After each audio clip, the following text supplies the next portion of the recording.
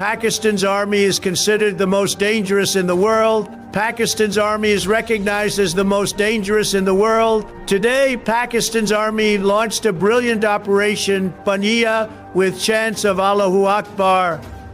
And what happened next? Pakistan emerged victorious, claiming success. But India, you embarrassed yourselves in front of the whole world. This is your misfortune. What India did only shocked not just Pakistan, but the entire world. Your military and strategy failed. My friends, I have a lot of grievances with you.